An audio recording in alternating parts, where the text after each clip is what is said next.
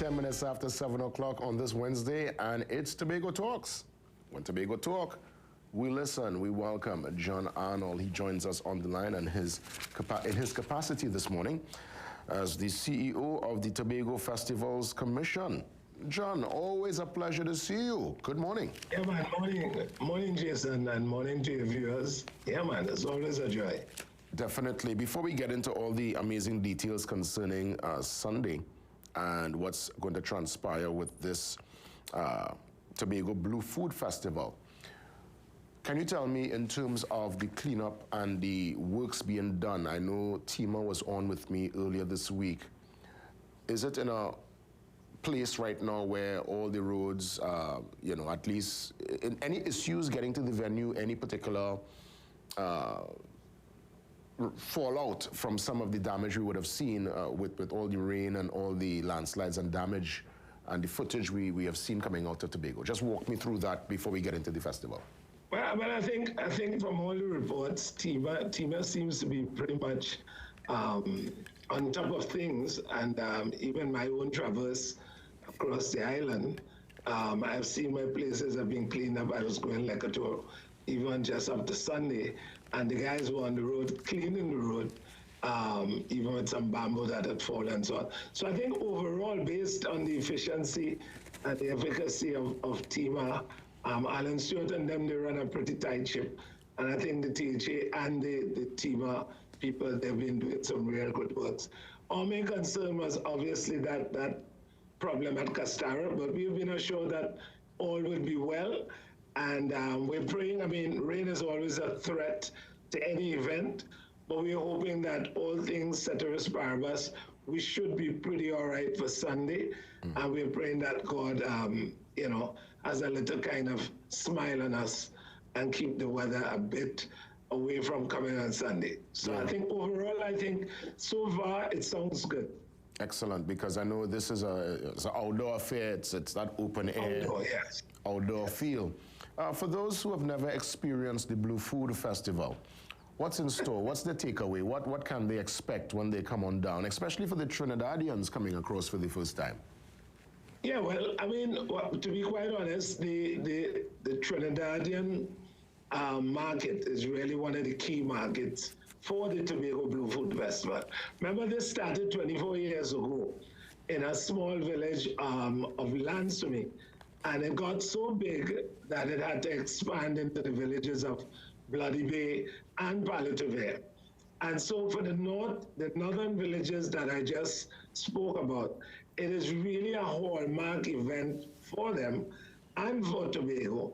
And now this festival is one of our culinary festivals that really speaks to good public community partnership, because we really work a lot with the villagers. So what in store for people on Sunday would be, I would say, great food.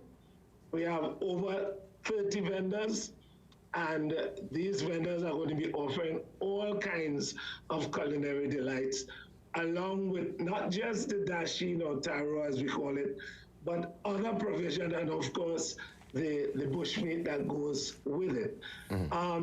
I think critical to that is the innovations that you would see. I mean, not just the dasheen ice cream, which people look forward to, but now, I mean, I'm seeing all kinds of other things. Dasheen kama, right? And I'm sure with the flour you can make dasheen doubles, right? So you find that there's a whole heap of innovative things that you would see coming up with that, along with all the great entertainment, which we can talk about. Definitely. Let me find out, because I know when folks consider what's in store in Tobago in the next couple of weeks, the carnival, this inaugural first carnival, which I've actually been told was something that used to happen years ago. Somebody told me around the same October time, and there was something going on about 20-something years or 15 years ago thereabout. No, not so long. Maybe about 2010, 11, 9, somewhere around there. All right. It used to be called the Tobago Fest, but at that time, it was run by the NCBA. All right. So the big difference is this is now state infused. Yeah, and Tobago owned it as it were. Correct. Was it strategic to separate the Blue Food Festival from the carnival experience? Because I'm thinking if it was inside that carnival calendar, the potential was there for even a greater audience. But then again, folks could have also been distracted. I want to find out your reasoning. Is this usually around this time of the year? Just kind of juggle my memory. It is. Yes, so it is always in October, the second or third weekend. And again, we look at the moon, we look at the almanac, and we kind of follow that in terms of when we think rain and so on. There's no prediction on that, but at least it gives you a kind of guide.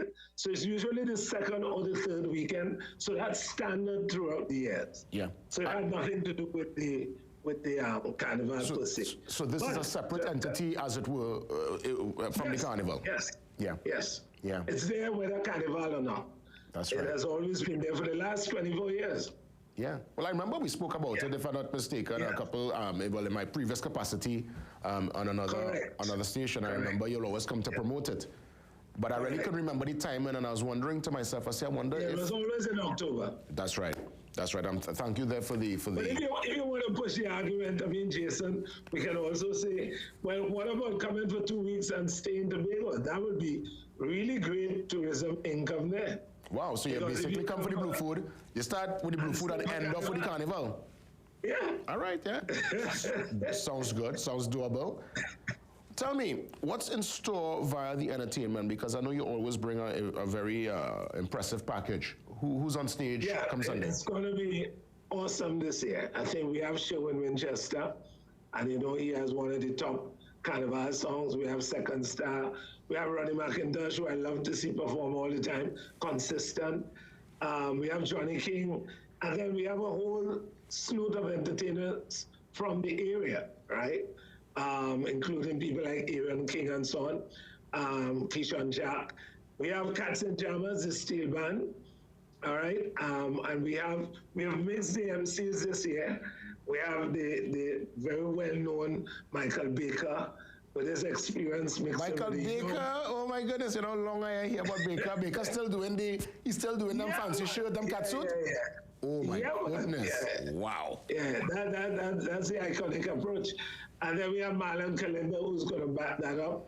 And apart from that, of course, we have the presence of our VIPs and dignitaries, one of the executive producers of the festival, the Honorable Farley Augustine, and the Secretary of Tourism, Tourism Culture, Antiquities and Transportation, Councillor Tasha Morris, and the Assistant Secretary Megan Morrison. And I think most of the assembly will be present at that offering on Sunday. Excellent. I think it really promises to be great. And I will tell you this, what I really love about Blue Food is the fact that the villagers themselves are enthused, and it's a nice event that strengthens their community, and the collaborative work between the community, the sharing, and this kind of open arms, I think is one of those great things. And the other thing which Umbala told us years ago is the picturesque landscape from Scarborough, Crown Point to Bloody Bay. That in itself is worth probably half the day and the visit. Definitely, and as always, children friendly. I would imagine people bring their family to be part of the Blue Food. Yes, and we have the petting zoo. We have where the animals are. We have that. We have the farmers market. Yeah, it's going to be really, really a wonderful family day. And we're just praying and hoping that the threat of rain does not mar us in any way. But as usual, I will tell you, over the years, the festival has had rainy times and it has had sunny times, and we have had mixed times. And so I think most persons know to be ready for the contingency in terms of if rain falls, what to do. Yeah. For this massive turnout and with the amount of cars and people making their way to the venue, what's the parking situation like? And what's the recommended time based on your experience to get there? Right. So we have a very robust shutter system. The shutter system only allows vendors, staff, key people, artists to come in. The police monitor that, and we have marshals, and we have a steady flow of shuttle.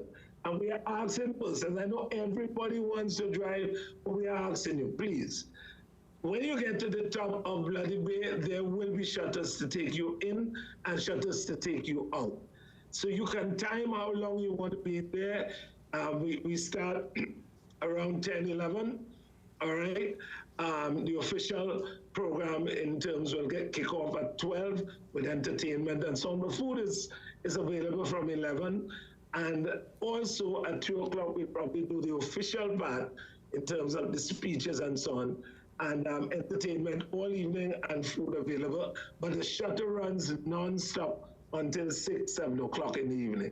Okay, because I know, Trinidadians, especially in Tobago, folks like to drive. They want to drive their own car. They want to be able to bounce data. And I know parking is premium going to the venue. And just to let people know, how to time themselves and how to carry about themselves. Any closing remarks? Because again, I know it's going to be a tremendous success. Tobago Blue Food Festival this Sunday. Yeah, so we want to bring everybody out and invite everybody out. The greatest advantage you have on Sunday is it's free. Right? Free. So the only money you really need to work with is money to buy plenty food, plenty drinks, and be entertained, and to really have a great time and so on. That's the only money you have to. Shutters are free.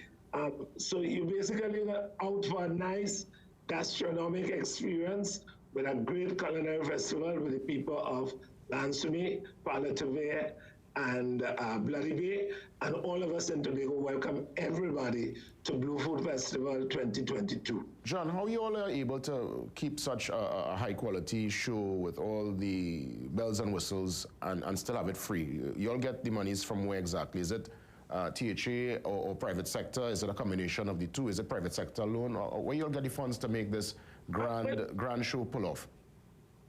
Well, I mean, I think one of that would be a bigger discussion in terms of what festival tourism is doing for Tobago. As you know, all of these events, whether it be jazz, blue food, carnival, are really geared to a kind of festival tourism initiative in terms of getting people to come to the island, experience the island, branding the island, and having the events that give us heads in bed and all that kind of talk.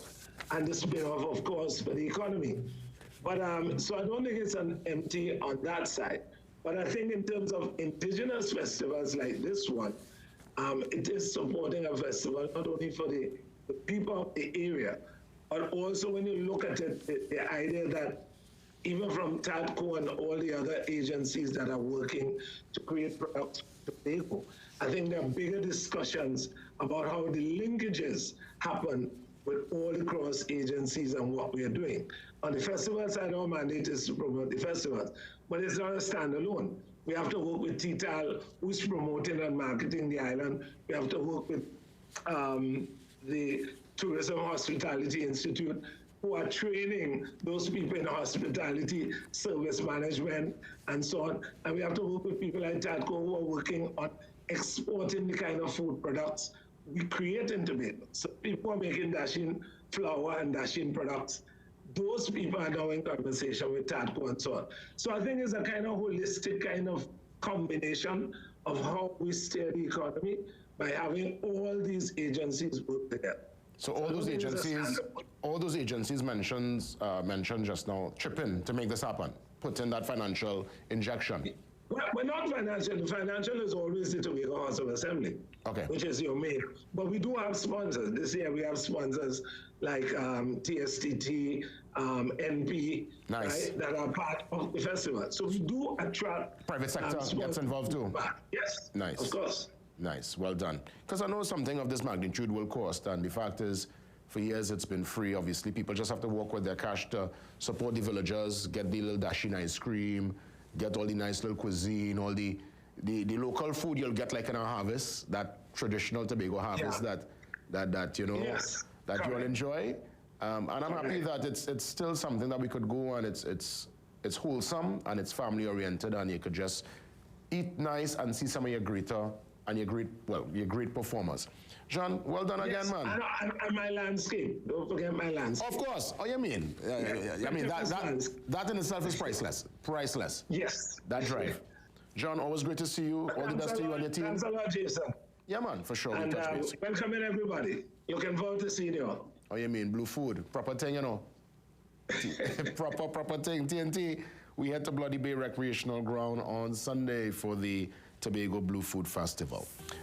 We're going to come back with much more after the break. Stay with us. It's your morning brew on a feel good and a wet, still looking like very much a wet Wednesday today, the 12th of October, 2022. See you soon.